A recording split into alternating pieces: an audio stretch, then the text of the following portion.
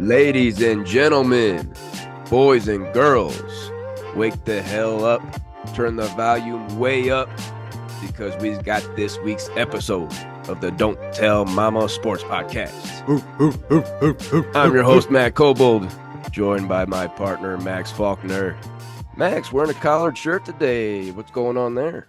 You know, it's just one of those days, Go Breezy. It's just one of those days. I wanted to dress nice. I'm wearing jeans right now.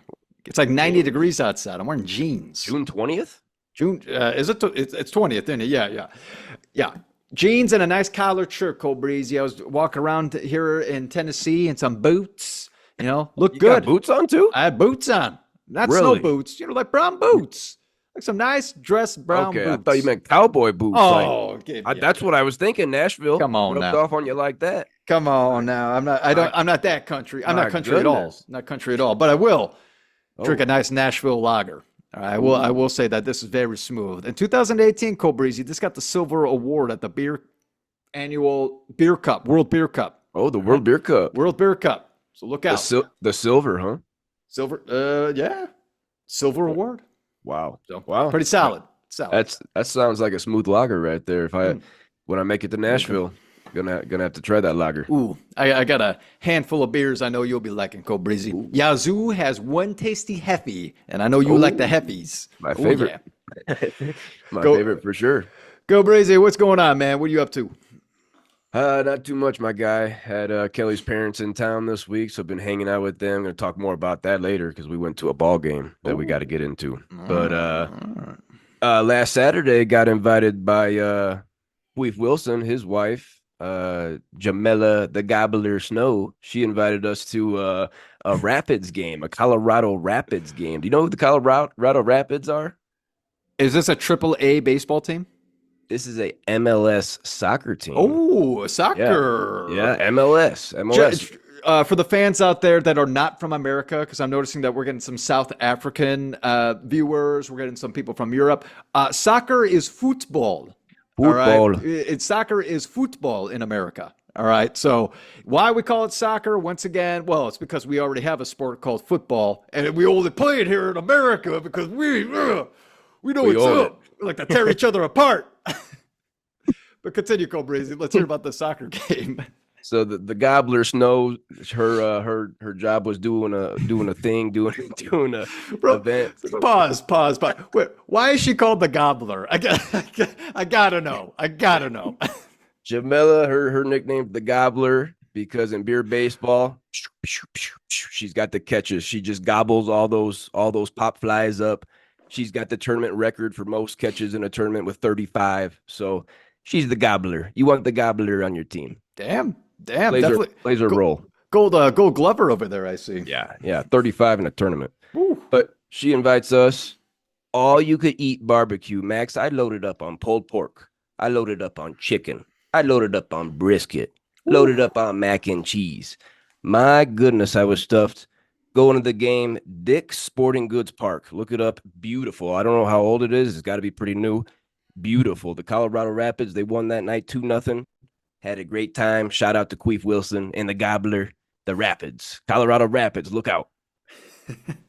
Dang, man. Actually, you know what? I like a good soccer game. You know, I used to watch soccer in high school because shout out to Cody Barnes, shout out to Doug Peterson, Chad Rigg, those guys, Ipolitos, they won state. All right. They won Ipolitos.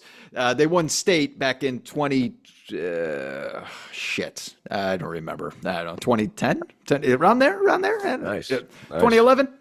So shout out to them. I love a good soccer game. Okay. I really got into it with those guys. And hey, the Euro Cup's going on. Sorry, everyone. We don't talk about soccer. Oh, sorry. We don't talk about football. We don't talk about football here too often. Maybe one day we will when the FIFA World Cup's happening or something. Maybe. But Right. we don't have that much insight for you. Have to bring somebody on for that. Bring a third party on. Yeah, maybe I can bring those guys I just named out. Maybe they'll hop on. Yeah. That'd be a good idea. Who knows? But Max, before we get into this week's episode, we got a good one as always. Tell us about a big milestone that we hit last night. Everyone, thank you for coming out to the Don't Tell Mama Sports Podcast. Continue to please like, comment, and subscribe up the ass. Whoa. Subscribing up the ass. Check this out. Whoa, holy moly. Holy moly. I ain't got my glasses on. What does that say? That's 2.1K, 2.1 thousand people. In case we didn't know from last week, we're at 1.72. You do the math. That's like that's like 400 subscribers in the past week. You got to be kidding That's me. You got to Thank be you. freaking kidding me. Thank you, everyone. We love your support. The comments are getting. I said it last week. Oh my goodness, you guys are so mean to each other. You are so mean. I know there's comments getting poked at me. Like whatever you guys got to say. I don't give a shit. Okay, so whatever. Say what you got to say because apparently we have our own crew that I don't even know who these people are that are backing us up. We have our own team, Breezy.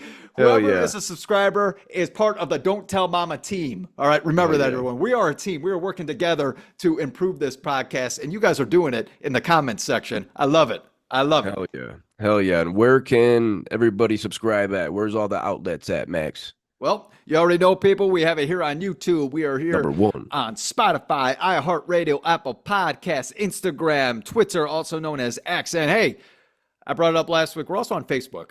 We're also on Facebook. And in this past, Cobrazy, in this past week, we have had over 700 followers on Facebook. 700 followers on Facebook. We have 2 videos right now that are over 450,000 views On Facebook. on Facebook. Okay, I thought it's so funny because I bash on Facebook all the time, and I told my wife, I was like, I'm never going to go to Facebook again. Completely. Again, we didn't even know we had it. I was just posting on Instagram. It was ended up on Facebook for some reason. Got an update on my phone saying, hey, people are noticing you're real. Click on it, and I was like, holy shit! Like this has like 100,000 views. It's like, what the hell's going on here at Facebook? So, shout out to Facebook, apparently. Shout out to Facebook. But this week on the Don't Tell Mama Sports Podcast, we're hitting 3 sports, like we've been hitting 3 sports probably for the past month, Max. We're very versatile here on this pod.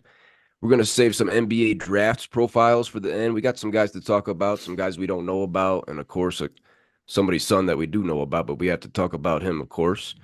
We got to talk about one of the best baseball teams in the major leagues because they were out here in Colorado this week. We got to talk a little bit about football because guys are showing up to camp. Fantasy football is going to get revving up. But we've got to start with our NBA Finals recap and give a shout out to the Boston Celtics because they just became the winningest franchise in NBA history as they defeated Dallas 4-1 to win their 18th championship. They were tied with the Lakers with 17. Now they go ahead. They are the winningest franchise in NBA history now. Let's look at some stats, Max. Jaylen Brown for the series averaged 21 points, 5.5 boards, and 5 assists. He shot 44% from the floor, 24% from deep, and 73% from the line. Let's look at his tag teammate here, Jason Tatum. He averaged 22 points, 8 boards, 7 assists, shot 39% from the floor, 26% from deep, 93% from the line. He became the first Celtic ever in Game 5 with a 30-point, 10-assist game in the finals ever. First Celtic ever to do that. Nice. So Tatum averaged a little bit more points, rebounds, assists, shot better from deep and the line. But the finals MVP went to Jaylen Brown, Max. Did you agree with that? It has to go to his defense. Is this why he won, Cobrazy? Because he was locking down. Yes. I mean, Luka was still doing his stuff, but hey, possession, getting a stop on a possession, you get your own possession out of that. Oh, yeah. And Jaylen Brown was forcing up some tough shots, getting some steals here and there. How many steals did he average, Cobrazy? Do you got that stat? I don't have that. They normally don't announce it. But that's okay. Go ahead. I was just going to say, I think that if they were basing it off of defense, he absolutely deserved it because he played harder on defense than Jason Tatum did. Jaylen Brown had 8 steals for the series, 4 blocks. So solid. But yeah, I've got to agree with you. The numbers are similar. Tatum's are a little better, but with that defense, 2-way player, Jaylen Brown, he deserved it, definitely. And if you watch the podium presser with him, Jaylen Brown said he definitely shares it with his brother, Jason Tatum. So that's great to hear. Jaylen Brown and Jason Tatum, they became the first Celtic duo ever with at least 30 points, 5 rebounds, and 5 assists in the same game in a finals game. Nice. So this is one of the best duos. 20, 26, and 27 they are now. My goodness, look out. But I also want to give a shout out to Drew Holiday. Averaged 14.5 points, 7.5 rebounds, and 4 assists in this series. Shot 54% from the floor and 42% from deep. And then also Derek White. That's part of a big four right there. He averaged 14 points, 5 boards, 2.5 assists, 39% from deep, 39% from the floor, 40% from deep, and he did not miss a free throw, Max. Ooh, wow. Wow, perfecto. Derek White, Colorado's finest, okay? He's from out here in Colorado. All last summer, he trained at the gym that I work at, Pickup USA Fitness. Shout out Pickup USA. Got to meet D. White last year. Put in the work. Now he's a champion. It's great to see a guy from Colorado succeeding. It's great. Very nice. You mentioned Luka Doncic. Shut down kind of for the series. He averaged 29 points, 9 rebounds, 5.6 assists. That's the shutdown right there. They were forcing him to make tough passes or not even make a pass. Let just have him cough it up. Didn't have to help. Jaylen Brown was able to play him one-on-one. Everybody else was able to stay home on those shooters. Luka averaged a career-high 9.8 assists during the regular season. That was second in the league to my guy Halliburton.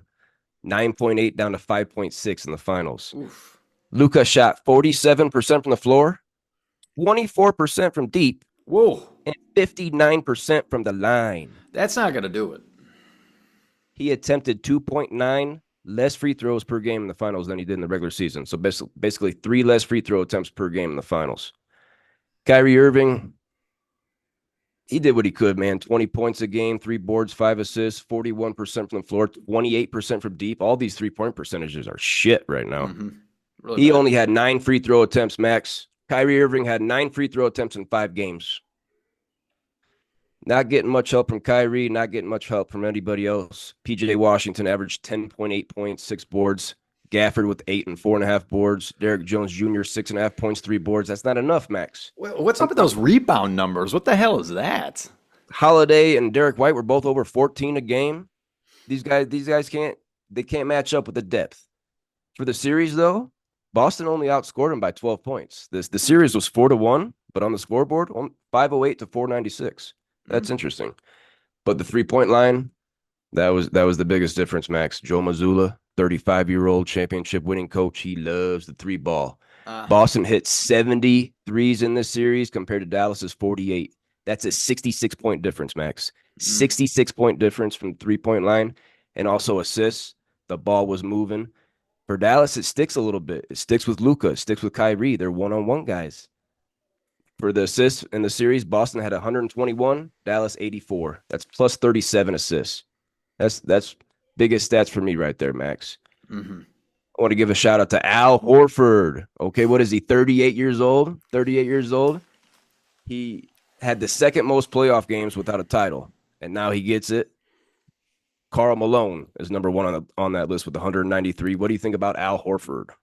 Hey, congratulations to Al Horford. Long awaited. Okay, I remember when he was on the early mid 2000s, early 2000s. He was on the Atlanta Hawks. Atlanta Hawks had a good team. They had a really good team back then, but the Chicago Bulls beat them. I remember watching that with Derrick Rose, Joakim Noah. Oh man, that was awesome. Good series. But good for Al Horford. Okay, now he can finally probably step down when he's ready. If he wants to play more, then go for it. But he could probably finally just be like, you know what? I reached my goal. This was it. Championship.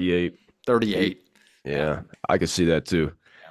One more shout out. We have to give out the NBA Executive of the Year, Brad Stevens. Okay. This guy pulled off 2 huge trades. He got Porzingis. Now, I know Porzingis was hurt and he's about to undergo surgery for that. Now he's going to be out for a couple months. Okay. But he got Porzingis, who was a huge factor during the regular season and those first couple games in the finals. He got Porzingis and 2 first-rounders. Wow. For Marcus Smart, Danilo Gallinari, Mike Muscala, and a second-rounder. He got 2 firsts with Porzingis. I don't know. I don't know how he did that. I don't know how you do that. Gallinari, Muscala, not sure they're still in the league. Marcus Smart's a solid player. Marcus Smart's good. Yeah. But you get 2 first-rounders with Porzingis, That's a huge win. And then Brad Stevens, how he traded for Drew Holiday. Holiday goes to Portland in the Damian Lillard trade to Milwaukee. Portland doesn't want Drew. Drew doesn't want to be in Portland. We make a deal for Boston. Boston traded Malcolm Brogdon, Robert Williams, and 2 first-rounders for Drew Holiday, and now they're champions. Brad Stevens, shout out to him. What do you think about Brad Stevens from Butler? Oh my gosh. Brad Stevens is one of the brightest minds in the NBA. Even when he was a coach, even when he was coaching, he was outstanding. And now that he's an executive, he just knows. I'm sure he's a sweet talker. Okay. I'm sure if you were to go out to dinner with him, you're gonna order salmon. He'll talk you into a steak. He'll talk you into it. I guarantee it. Sweet talker. Nice. Boston had 17 wins during the regular season by at least 25 points. That is the most in NBA history, blowing people out. They had a 792 win percentage in the regular season and postseason combined. That is the second best in Boston Celtic history. Boston, through this postseason run, went 16-3. 16-3, Max. They lost one game to Miami. They lost one game to Cleveland. They swept my Pacers somehow and lost one game to Dallas. Mm-hmm. Boston 16-3. They became the second team ever to win a title in the 4 7-game series era with less than 4 losses throughout the entire postseason. Only the second time a champion has lost less than 4 games. The other team was the 2017 Warriors, went 16-1, KD and Steph. So, Max, this was the second most dominant playoff run that we've seen in decades. But does it feel like Boston had a dominant team that will be remembered? That's a good question. When you think of Steph and KD, you're like, oh my, and then Draymond Green and Klay Thompson, you're like, oh, well, yeah. This team, Jason Tatum, Jaylen Brown, big time names, big time names. But Boston Celtics drafted them. They didn't trade for them. They drafted them. They built them, developed them, and then. Yeah, I mean, you go and trade Drew Holiday, who's a big name. Don't get me wrong; he's a big player, but he's not Steph Curry. He ain't KD. An all-star, one-time all-star, one-time all-star. Back when he was in Philly, and I think that's it. No, he's a great basketball player, and I think that's what Brad Stevens was going for. He wasn't going for the head cases, right? He wasn't going for the guys that only want to rack up the stats, right? Rack up the points. He was looking for guys that will do the dirty work. Play some defense, move the ball around, hit the open shot, and who's not going to be a head case even in the locker room. Mm-hmm. Brad Stevens is the man, and I love seeing a team like this. It brings. I think I brought this up. Maybe I brought it up to my client. They are the Boston Celtics this year reminded me of old school basketball because they were playing defense, because they were playing as a team and moving the ball around, moving it. Yeah, that's why you end up being 60. What were they? 65 and 17. What was it? Something like that. 64 and 16. Something like that. And then plus the playoffs. 64 and 18. Yep. This was a team. They were not just reliant on one player. They had a team. We already named out all the stats. The 4 guys that are averaging at least 14 points. Yeah. Well done. Well done, Boston Celtics. You're the most winningest organization in WNBA history. Well deserved. W. Did I say W? NBA. I'm too much. I see where your head's at. Too much Caitlin Clark on my mind, everybody. Too much where Caitlin your head's Clark. at. Definitely one of the best Celtics teams ever. A 16-3 postseason run is dominant. Shout out Brad Stevens. Shout out Drew Holiday, one of my favorite players. 80-19 record, regular season and postseason. 80-19. We're gonna remember this team, Max. We're gonna remember this team. Heck yeah. Moving along this week on the Don't Tell Mama Sports Podcast, we got to stay consistent and keep talking one topic for fantasy football fans out there because we got breaking news out of Jacksonville, Florida. The Jaguars have just made quarterback Trevor Lawrence the highest paid player, along with Joe Burrow, in the NFL. Lawrence's 5-year extension is worth $275 million with $200 million guaranteed. Lawrence will be making $55 million next season. He is the 6th player earning at least $50 million annually. Of course, you got Burrow right there with him with 55. You got Jared Goff making 53. You got Herbert making 52.5, Lamar Jackson 52, and Jalen Hurts making 51. That's the guys over 50 million annually. Oof. Trevor Lawrence is fourth all time in Jaguars franchise history in passing yards, 11,770. And Already? passing, I'm sorry, already? they haven't been around long. Okay. 90s. And he's also, they suck. Jaguars suck. For a long time. Long time. Fourth in passing yards and fourth in passing touchdowns with 58. Well, But Max's record, including the playoffs, I believe 1-1 in the playoffs. His record, 21-31 overall. 21-31. Mm. He has 60 turnovers in his first 3 seasons, including an NFL high 21 last season. He had 14 picks and 7 fumbles last year. Oh, yeah, the fact that his fumbles are so frustrating. Oh my gosh. So There has only been 11 quarterbacks who've made their debut since 1978 that have turned the ball over more than Trevor Lawrence has in his first 3 seasons. Max, he's being paid as the best quarterback along Joe Burrow. You know, Patrick Mahomes has this interesting contract, half $1 billion, only getting 49 million this year. But Trevor Lawrence is paid like the best quarterback in the NFL. Is he a top 10 quarterback in your opinion? ooh, man, I cannot wait to start talking about top 10 quarterbacks to be drafting. You know, when we talk about fantasy. But go ahead, yeah, yeah. Let me name these names, Max. If Okay. you are undoubtedly taking Trevor Lawrence over any of these guys, you Yeah. stop me. Okay. Patrick Mahomes, No. Josh Allen, Jalen Hurts, Justin Herbert, Lamar Jackson, Joe Burrow, C.J. Stroud, Dak Prescott, Tua Tagovailoa, Jordan Love, Oh. Jared Goff, Kyler Murray, Matthew Ah. Stafford, Ah. Brock Purdy, quarterback 6 last year, Baker Mayfield, quarterback 10, Russell Wilson. I just named 16 names right there, Max. Is Trevor Lawrence a top 10 quarterback? Ooh, man. As soon as you hit Dak Prescott, I'm like, okay, okay. Like, and the only reason why is because I think Trevor Lawrence actually is a better quarterback than Dak Prescott. But when you're actually thinking about fantasy stats, Dak Prescott's probably better. I mean, because he's got CeeDee Lamb and he's got shoot, who's the other receiver? Cowboys? Yeah, Cowboys. I'm drawing a blank.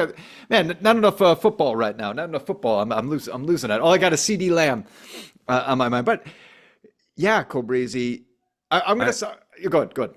I'm right there with you, Max. I actually have that line drawn after Dak. Yeah. So that's 8 names that I named. And then you got guys like Tua and Love and Goff and Kyler. So I think Lawrence is in that mix. So it's a debate if he's top 10 or not. I think it's a debate. I might go Tua. Over Lawrence. I like Tua. I like Tua and Tyreek Hill and Jalen Waddle way too much. Man. So we just said there that, you know, we're not sure if he's top 10 quarterback. So how in the hell is he getting 55 million a year being paid like the best quarterback? Is Jaguars fuck up on this one, Max? They're looking, obviously they see him as a franchise quarterback, the face of the team. And like we already said, that they're a losing organization. They have been for a long time. They finally have a guy that can throw touchdown passes. Okay. When was the last time they had a guy that can throw touchdown passes? When they lost to the Tennessee Titans in the playoffs with Gordon Minshew? Was it Gordon Minshew? Minshew, Blake Bortles, maybe. Blake Bortles? I couldn't tell you any other. The only big time names that I can think of that the Jaguars had was the running back. MJD. Yeah. Maurice Jones-Drew. Maurice Jones, baby. Maurice Jones. That other than that, I can't really think of anybody. I can't. I don't. So this might be honestly the biggest name that the Jaguars have ever had. And Cobrazy, who's he throwing to this year? We got Christian Kirk, who's he's very reliable. Very reliable. Evan Ingram. Gabe Davis. I don't know if I like that. It's not the best. No. Travis Etienne out of the backfield, you know, I like him. I like Etienne. I do like him. It's not the best weapons because Zay Jones got released. Obviously, Calvin Ridley came to my Titans, so let's not sleep on that. Yep. Yeah, Jaguars, they're going to be fighting for the division, but I'm probably not going to pick them. Not going to pick them. The 2 best quarterbacks I can think of for Jaguars, Mark Brunell and Byron Leftwich. That's not big names. No. Last, real quick, last thing, because I'm going to bring this back up when the season hits, but I'm not drafting Trevor Lawrence. And here's the reason why. Quarterbacks that signed a big time contract suck the very next season. I drafted Joe Burrow last year. He sucked. He got hurt. And he got hurt. Mike Lee for the division. Russell Wilson signs a big time contract with Denver. Sucked. Dak Prescott got hurt when he signed a big contract a couple years ago. I think Lamar Jackson's in that one as well. He got hurt a few years back. He didn't play the whole season. I know that. Look out for guys that sign big contracts. It makes me nervous. So, and if he has a little tweak. Didn't Justin Herbert last year, right? He had an outstanding first half. And then he got hurt, and that was it. But he signed that big contract, right? I'm telling you, look out for big contracts that very next season. I'm telling you, we'll bring it up again in football season. Moving along this week on the Don't Tell Mama Sports Podcast, we got to talk a little bit about Major League Baseball because we got our Scuba Steve team deep dive of the week. And we're going to Los Angeles to talk about the Hollywood Dodgers. Main reason we're doing that, Max, is because they were out here in Colorado this week playing the Rockies. And like I said, Kelly's parents were in town, Rich and Heidi. We went to the game on Tuesday night. Colorado, Max, the Rockies came out firing. They were hyped up. They owned a 9-4 lead heading into the ninth inning. 9-4 heading into the ninth inning. The Rockies, okay? All right. Dodgers come up. They get the bases juiced. Pinch hitter Jason Hayward, one of your guys, comes up in the ninth inning, hits a grand salami. Whoa! So now it's 9-8 Rockies. 9-8 Rockies. Ohtani comes up. He gets a hit. Will Smith gets out. Freeman gets a walk. He gets on base. So we got 2 on, 2 outs for Teoscar Hernandez comes up. Okay. 2 strikes, 2 outs, 2 on, 1-run game. Check swing. First base umpire says he didn't go. You guys go ahead and look at the video. You decide. Looks like those wrists buckled. Okay. Should have been ball game fucking over. Next pitch. Hey, Oscar Hernandez launches that sucker. 3-run shot. Fucking game's over, Max. Wow. 7 runs in the ninth. Jeez. 7 runs in the ninth. My goodness. Homers were flying out of the ballpark on Tuesday. We saw 6 of them. Andy Pages hit 1. Ohtani hit 1, Max. Shohei Ohtani came up and hit a major league leading 476-foot fucking missile. Look out! It's out of here, baby! Woo! Yeah! Yeah! Straight away, first field. Woo! Yeah! All right. We can leave now.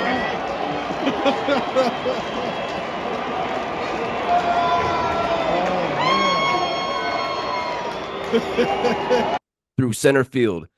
Judge hit 1 in May, 473 feet. Ohtani has the lead right now, 476-foot dinger you're going to see right here. Of course, Jason Hayward hit that grand salami. Hernandez hit the 3-run shot in the ninth. Elehuris Montero for the Rockies. He comes up, he smacked 1. And, of course, Brenton Doyle smacked 1, too. So we saw 6 dingers, 4 from the Dodgers, 2 from the Rockies. Ball was flying out. Damn, what a game to go to, man. That's awesome. And here's 2 nuggets about this game. This comeback, courtesy of Rich Payton on these, okay? He gave me these nuggets. I didn't know him. Courtesy of Rich Payton here. This comeback marked the first time since 1957 that the Dodgers have overcome a deficit of 5 or more runs in the ninth inning or later. 1957. Other nugget, the Dodgers are also the first team in MLB history to hit a grand slam and a 3-run home run in the ninth inning or later while trailing. We saw MLB history, Max. First time ever. Let's look at the stats. Let's look at the hitters. From the batting categories here, 12 statistics. The Dodgers are top 3 in 10 out of 12. Top 3 in 10 out of 12. Batting average, on-base percentage, slugging percentage, OPS. runs, hits, homers, ribbies, total bases, and walks. Top 3 in 10 out of 12. Let's talk about their players ranked in our Yahoo Fantasy League. We got my guy Shohei Ohtani ranked second, Max. Second, with that longest home run of the season we saw, 476 feet. You got second baseman Mookie Betts. He's ranked 10th. But damn it, I don't know if we saw, but he was hit by a pitch on Sunday. Yep. Fractured left hand, Max, right before they come out here to Colorado. Damn it, I didn't get to see Mookie. Ranked number 10. You got first baseman Freddie Freeman ranked 14th. But, Max, I don't know. I don't want to say it was an effort thing. I don't want to say he was a little sleepy. But 0 for 4, Freddie Freeman, he didn't bring it on Tuesday. Okay.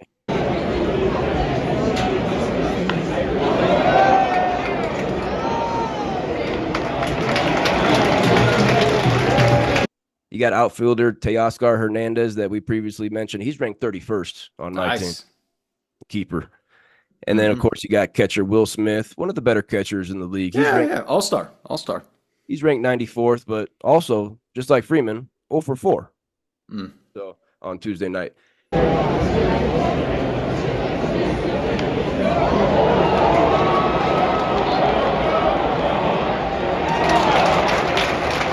Max, what do you think about those 4 guys, and actually those 5 guys, and being top 3 in 10 out of 12 batting categories, the Dodgers?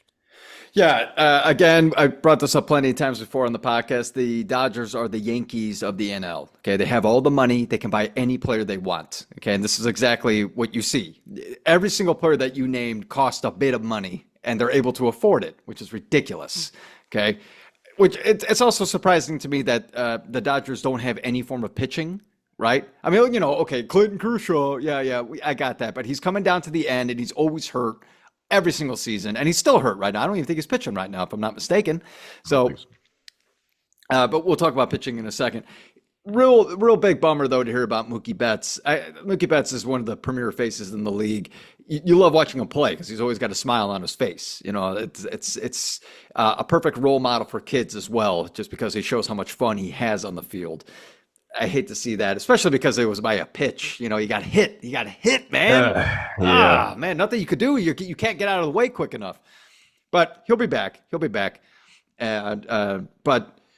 The hitting is, come on, man. You just named Freddie Freeman. He's an MVP winner and a World Series winner. You got Shohei Ohtani, 2-time MVP. Mookie Betts, MVP.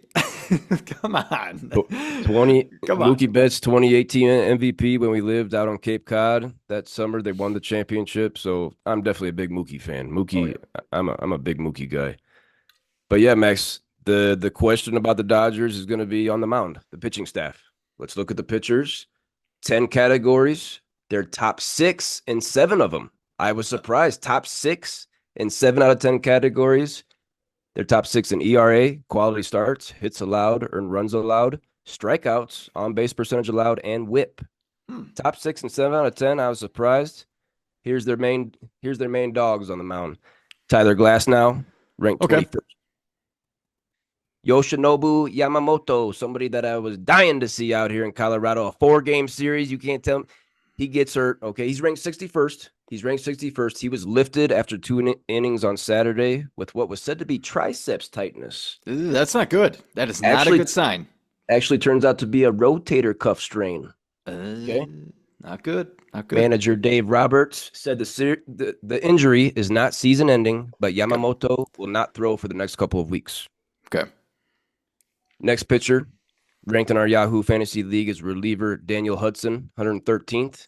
You got Gavin Stone that I like, 117th, and another reliever, Alex Vesia, 135th. Max Clayton Kershaw has not pitched an inning this year. Those names aren't doing much for me, so I'm shocked that the numbers say what they say. Do you think these numbers are going to come down as the season wears on? Yeah, especially with Yamamoto out. I think so.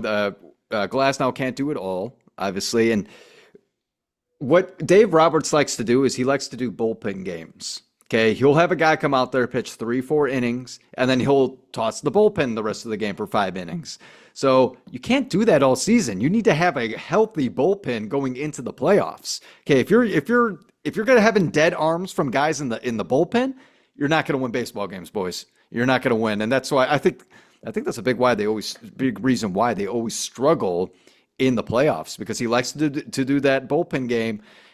Reason I know this, everybody, is not only because I lived in Los Angeles, but I know I train some big time Dodger fans, and they talk about this all the time. And think that Dave Roberts is not making a good decision on these bullpen games. Yeah, he can win 108 games in the season, in a crap division. San Francisco's good. San Francisco's good. But nah, usually no. This you could say, well, Arizona. They had a lucky run at the end of the year last year. That's all I'm going to say. Yeah, they went to the World Series, but they had a lucky run. Okay, but. I think Dave Roberts needs to figure. Well, actually, that's not even Dave Roberts' fault. I think it's the head office. You guys are spending too much money on bats. You need to start spending some money on pitchers. Don't get me wrong, though. Signing Ohtani, you give him whatever he wants. Have to. Right? Have to. All right, give him all five of your starting pitchers for Shohei Ohtani, because next year he'll be pitching. Next year he'll be on the mound. Yeah. So I understand the long run, effect of this. So, yeah. You got my guy Bobby Miller, pitcher. He just came back last night, had over a 7 ERA, so he's not ready to go. Only his third or fourth game of the season. Walker Buehler, who missed all of last season, he's back. He's pitched 37 innings. Came back. He pitched Tuesday night when we were there. Took one off the ass. Took a comebacker off the ass. Back on the IL, boys. Oh my gosh. So if these pitchers can't get healthy, I'm going to pick them to go to the NL championship, but I got them losing to the Phillies. I've been on record saying the Phillies are going because I like their three-headed monster on the mound. Oh my gosh. Nola, Wheeler, and Suarez. I'm going to take the Phillies over the Dodgers. Max, you obviously have them winning the division. Do you have them getting into the NL final? Do you have them going to the World Series? What do you think about the Dodgers right now on June 20th? As of right now, with these bats, yes, I could definitely see them doing it. When we get into MLB playoff talk, I want to see the matchups, because if they go against a team that has, again, a three-headed monster in pitching, I'm going pitchers, man. I'm going pitchers, because they know how to work around you. I don't care if you're Shohei Ohtani. Shohei Ohtani might hit a bomb. Sure, but 476 fucking feet. Yeah, yep. You might get one, but those guys like Zach Wheeler, Ranger Suarez, and Aaron Nola, they just know how to learn from their mistakes. Okay, they throw a bad pitch, next pitch, they're not throwing that one again. They won't throw that one again. I'll tell you that much. Phillies, Dodgers meet up in the playoffs. Who you taking? Phillies. I got Phillies right now. Finishing us up here on the Don't Tell Mama Sports Podcast this week, Max. We got to talk some NBA drafts, because we got the NBA draft next Wednesday. Wednesday, 6 days from tonight. I love the NBA draft. It's my favorite. Always freaking watch it. I don't know. I love the NBA drafts. But we got 5 players to go through here real quick. Nothing. We're gonna be doing more deeper dives next week as we're gonna be doing a mock top 14. Sorry, a mock lottery top 14. We're gonna be doing next week. We'll be getting deeper. But we just want to talk about 5 players right now because we're a little confused. We're a little confused with some of these comparisons. Let's talk your favorite player from Purdue, standing 7'4", 300 pounds, Zach Edey. Max, he's the back-to-back National Player of the Year. He averaged 25 points, 12 boards, and 2 blocks last year, after averaging 23 points, 13 boards, and 2 blocks as a junior. What do you have for me about your Boilermaker? The fact that we are not talking about this guy right now as a lottery pick is disrespectful. This guy not only was, again, the 2-time National Player of the Year with those kind of stats, in the playoffs last year, in the dance, the guy did not sit down. They did not sit him down. He played every minute of every game. This guy has stamina. He has strength. And his footwork, he's faster than you think. He's quicker than you think. And even if you think you can get by him, he's so damn long that he'll block your damn shot. We've seen it. I just want to go back to the Tennessee game. All right. Let's go. Purdue taking on Tennessee, Elite Eight. Big game. Huge game. It was Elite Eight, right? It was, right? Yep. Tennessee. Amazing game. Okay. A classic for me. Classic for me being a Purdue fan, of course. But when it was Zach Edey taking on Dalton Knecht, and Dalton Knecht took Zach Edey to the rim, and Zach Edey blocked the shit out of him. Just blocked the shit out of him. And Zach Edey was all pumped up. He was fired up. The crowd's going nuts. The fact it was the two best players going against Dalton Knecht was the second best player in the league last year. I think we can say that. Yep. The fact that they both went up against each other, Zach Edey won that battle. Dude, oh my gosh, his demeanor, his composure on the court, the fire that he brings, that is something you want in the NBA. And now, which we have videos, everybody, he's hitting three-pointers. He's hitting three-pointers. He shoots 74% for the free throw line. That's only going to go up. That'll go up in the NBA. He's got plenty of time to shoot free throws when he gets paid millions of dollars. If you're not thinking of this guy as a lottery pick, you are sleeping on him just like all you teams slept on Nikola Jokic when he got drafted 41st overall. You heard it right here. That was a major sleepage on Jokic for sure.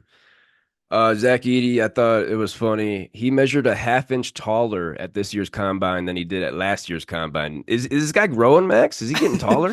What is he, 22? He's like 22 years old. 22. He's 22. Still growing.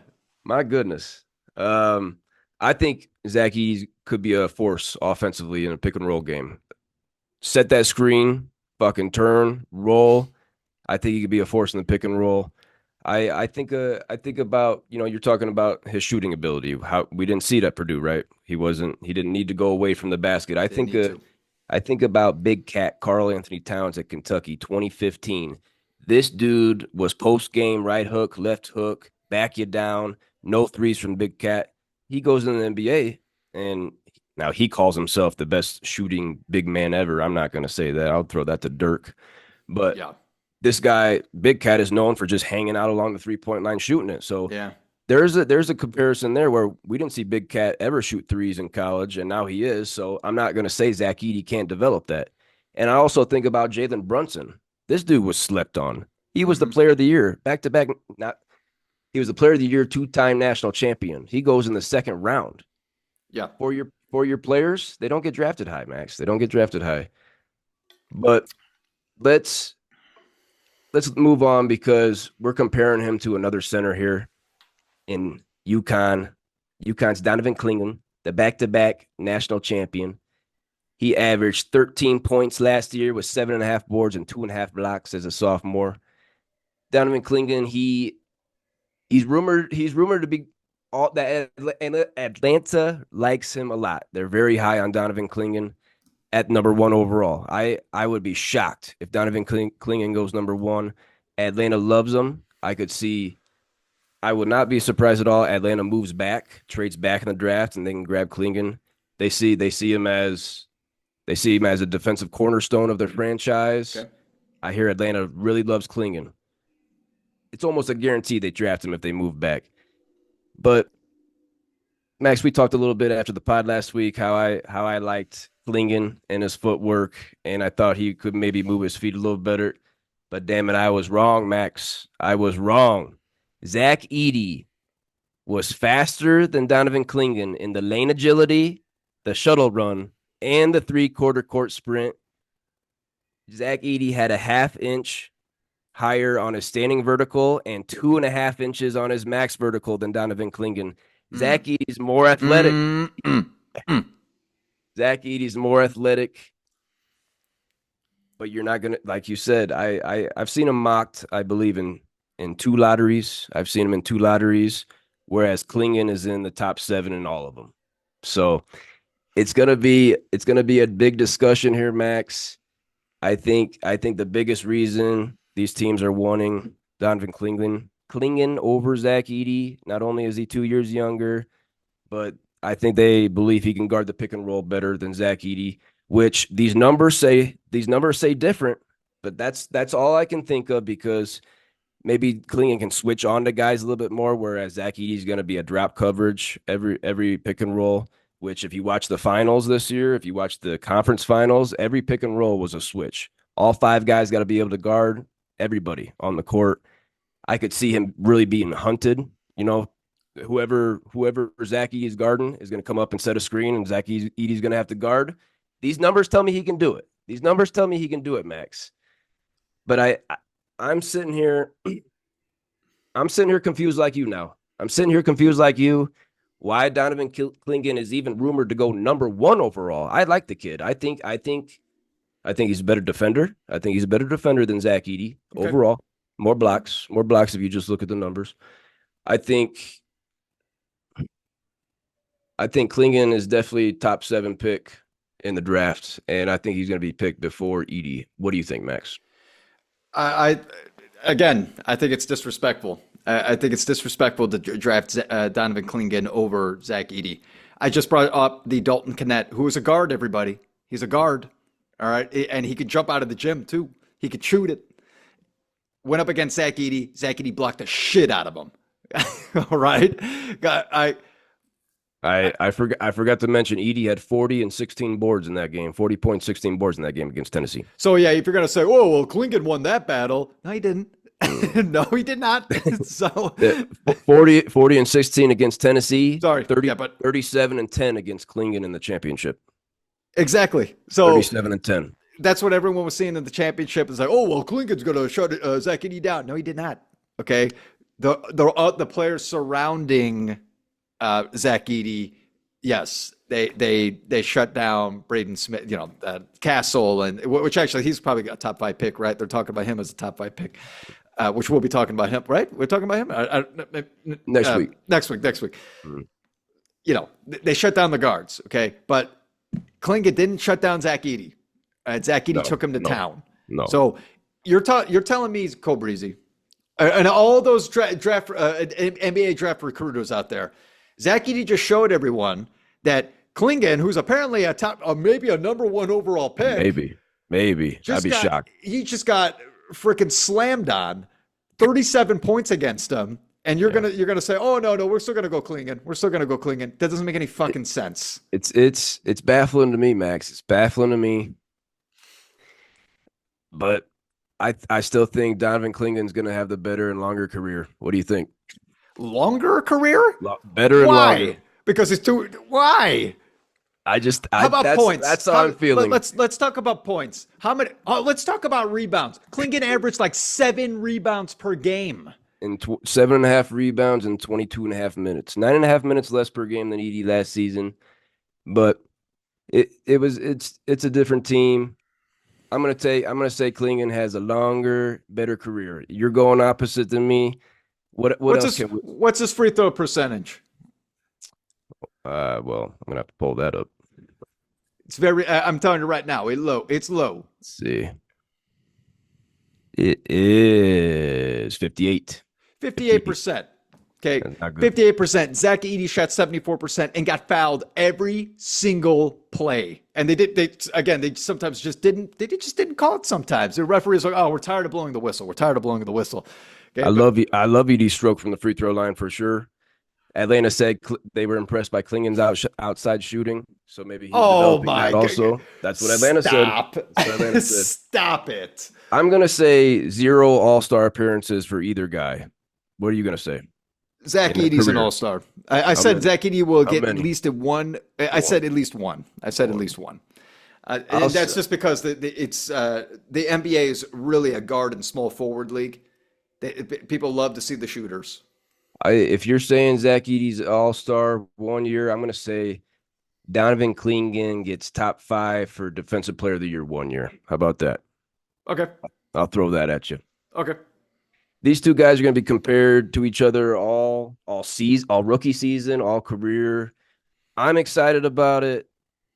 I have a feeling that Donovan Clingan is going to have the longer, better career. But like you, Max, I like Zach Edey. He back-to-back National Player of the Year. But if he goes top 12, I'd be surprised. What do you think?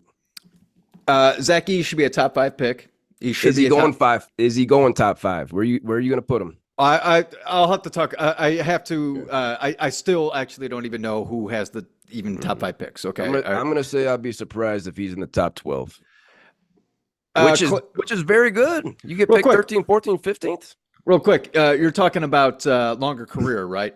Yep. Donovan Clingan, wasn't he hurt foot injury, and that's Yeah. definitely scary for a big man. You think Bill That's Walton, you definitely think something. Uh-huh. Dan Bowie, you think a lot of big men like that, but that's just my feeling. So Zach Edey played 4 seasons. Let's see. Let me think about it. Did he ever get hurt? No. First 2 years No. as a backup, so Oh, as a Diddy Williams. backup, Diddy Williams. he started over Williams, brah. He started over Williams. Williams came off the bench. Yeah, freshman year. I don't know. I think freshman year it was the other way around. Yeah. I think they flipped that. But Diddy sophomore year, Williams. Edey was starting over Williams. Yeah, playing a lot more minutes than Klingon. It's going to be a debate for a while. It's a good debate. It's a great debate. Let's go look at the two guys that Atlanta, that Washington, that Houston, they're debating on picking at the top of the draft. These guys, we didn't see them. They're from France. They're both 19 years old. We're talking about Zachary Risacher and Alexander Sarr. Okay, let's look at Risacher first. He's a two-way wing, a 3-and-D potential guy. A guy that teams covet, that guy on the wing, a Jason Tatum. He's built like a Jason Tatum. He's 6'8.5", 195 pounds, a little skinny. There's not a lot of tape on him. He can shoot it. He's smooth and aggressive in transition. He's got defensive versatility, a lot of steals. He wasn't able to attend the combine this year because he was still playing in his playoffs. So a lot of people don't know his numbers, and he actually hadn't spoke to or worked out for any team until yesterday when Atlanta had him in. He hadn't spoken to or worked out for anybody until yesterday. So he's kind of a mystery man here. Okay.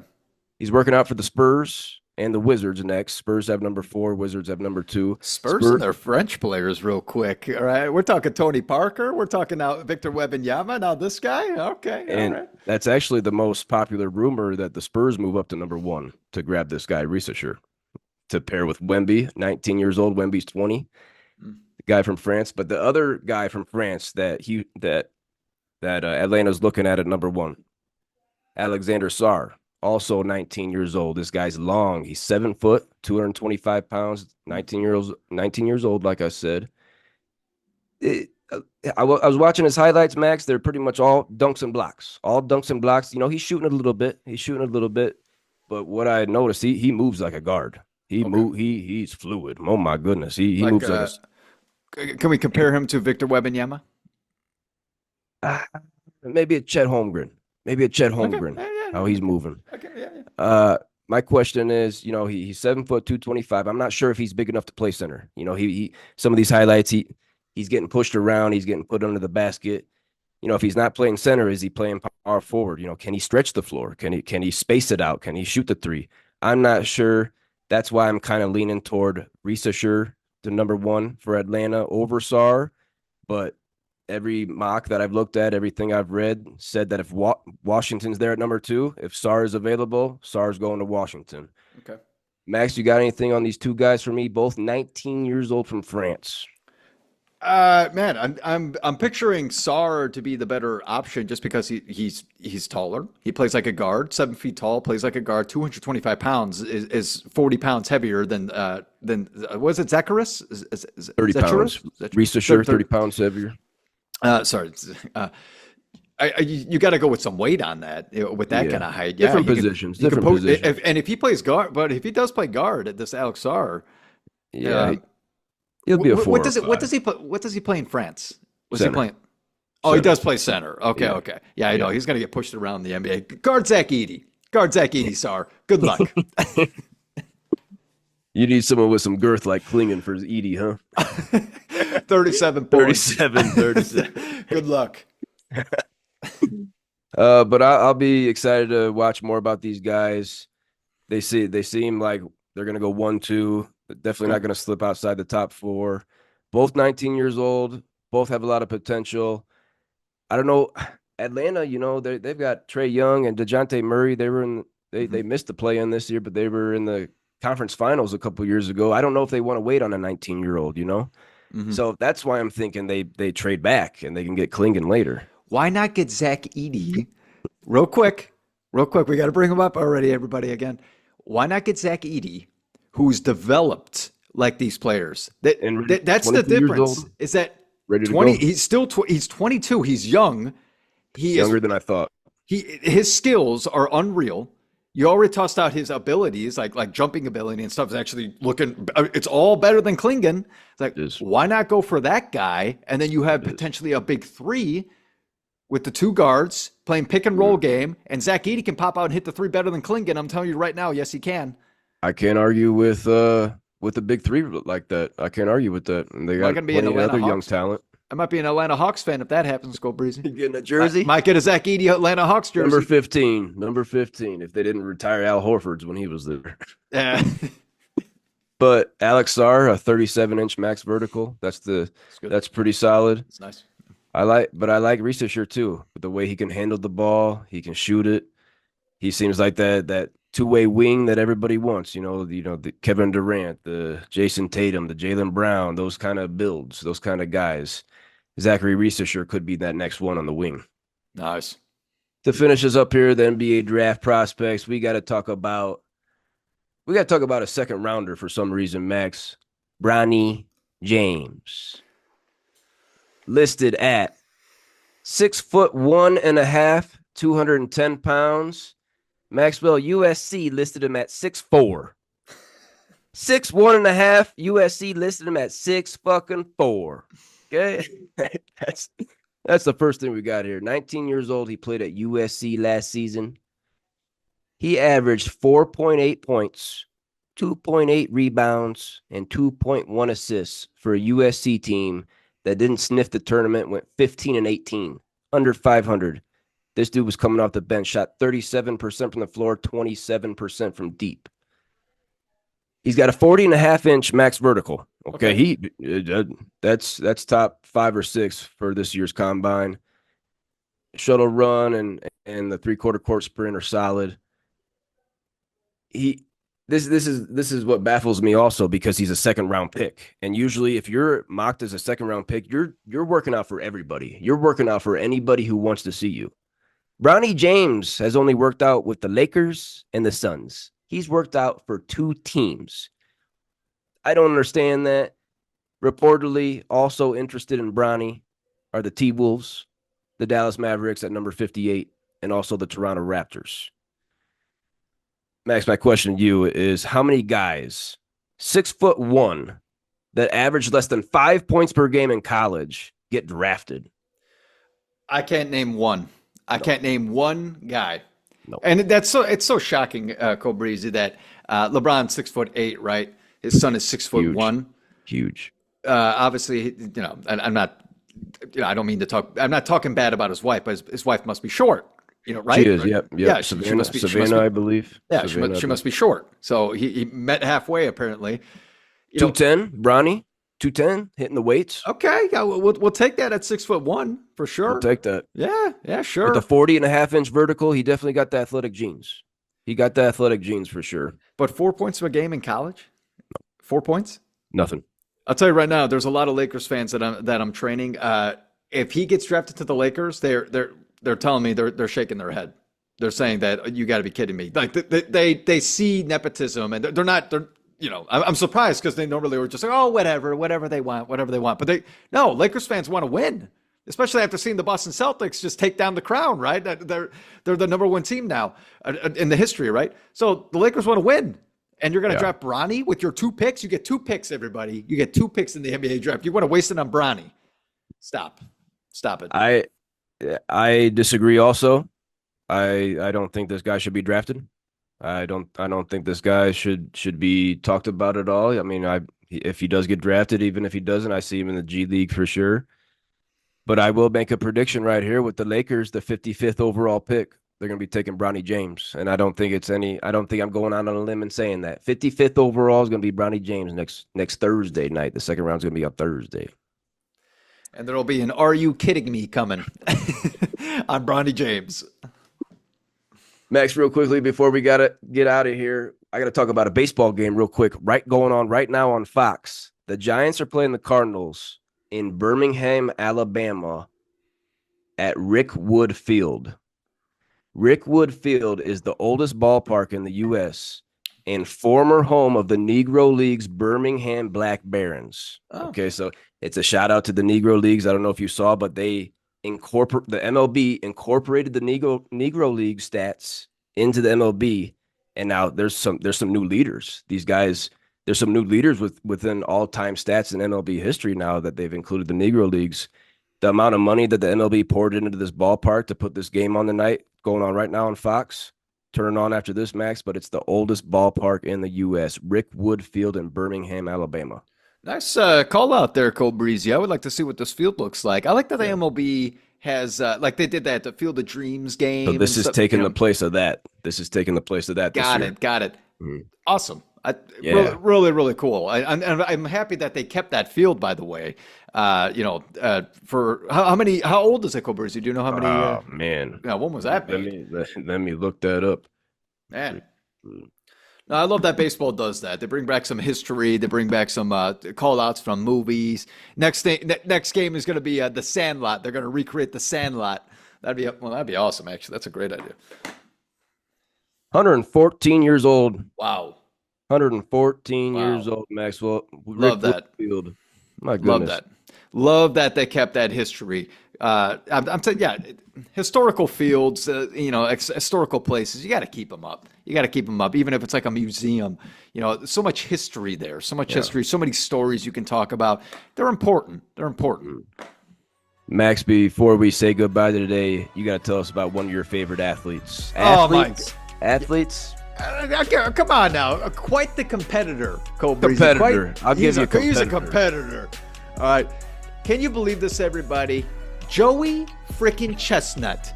Joey Chestnut, one of the world's greatest hot dog eater, 16-time champion, broke the record with 76 total hot dogs in 10 minutes. Unbelievable. Buns and all. Unbelievable. Too. This guy has been banned from the Nathan's hot dog eating competition happening on July 4th. Now, before you all jump out of your seats and you're like, oh, well, that's not fair. This is Joey Chestnut's fault. All right, this is Joey Chestnut's fault. He signed an endorsement deal. Cole Breezy, with a rival of Nathan's Hot Dogs. Ooh. He signed with Impossible Meats. So fake hot dogs, vegan hot dogs. How's that work? For 16 years, you're winning Nathan's Hot Dogs, all beef hot dogs competition, and you decide to sign an endorsement deal with fake hot dogs? Really? Joey Chestnut, you just broke my heart, man. You just broke my heart. And that is why next week, everybody, I'll be posting an Are You Kidding Me, Joey Chestnut, because I'm a little upset. I watch the Nathan's Hot Dog Eating Competition every single year, and I'm always rooting for Joey Chestnut. This year, he ain't going to be there. Man, very disappointing, Cole Breezy. Very disappointing. We'll see what happens there with Mr. Nuts on his chest, but I'll be looking for that. Are you kidding me? I'll be looking for that. Yes, everyone, check out Are You Kidding Me here on the Don't Tell Mama Sports Podcast. We're getting a lot of views, a lot of comments, and hey, continue. Thank you, everyone, for coming out to the Don't Tell Mama Sports Podcast tonight. We love you all. We appreciate you. Please continue to bring in the subscriptions, the comments, and the likes. We appreciate you. We're not only located here on YouTube, but we're looking at Spotify, iHeartRadio, Apple Podcasts, Twitter, Instagram, and Facebook. Don't forget Facebook, Cole Breezy. What else you got for me to get out of here, Cole Breezy? I can't wait for this NBA draft next week, Max. For the first time ever, it's a 2-day event. It's going to be starting on Wednesday, 26th. Thursday, the 27th is going to be the second round. And that means next week we're going to be doing a mock lottery draft, okay? A mock draft lottery. A lottery mock draft. A lottery mock draft. Let me get those words in order. Tongue twister, Cole Breezy. Tongue twister. I was twisted a little bit earlier, too, like a fucking pretzel. But some cheese on it? You got some cheese? Nacho cheese? Nacho cheese. That's the only cheese you put on it. But I can't wait for this draft. I feel like I'm crazy saying Klingon's going to have the longer, better career, but that's what I'm feeling, damn it. I think I'm crazy. I might be crazy doing it. I like Zach Edey, but I don't see him going higher than number 13, number 14, number 15, and that's a damn good spot for a senior out of college. Name me the last senior that was taken in the lottery, because I couldn't. That's a good question. We'll have to debate that sometime, because I have no idea. I'm excited. I'll tell you right now, Zach Edey, do not sleep on that, everybody. He's a fan favorite. He is a fan favorite Go get his jersey while you can get him. I can't even get a Purdue freaking jersey of Zach Edey. They're all sold out. You freaking kidding me? Can't even get one. I wanted one for my birthday, and I wasn't able to get it for my birthday. Gosh darn it. Gotta wait till Christmas now. I don't want no Atlanta Hawks jersey. I want my Zach Edey Purdue January Final Four patch on. You're gonna get a Lakers Zach Edey jersey, number 17 overall. Ronnie. Lakers. Lakers and Zach Edey, number Someone 17. left that in the comments. Someone left that in the comments. Go I can see it. I think it could be a fit. Him and Glass Bones Davis. Oh my gosh.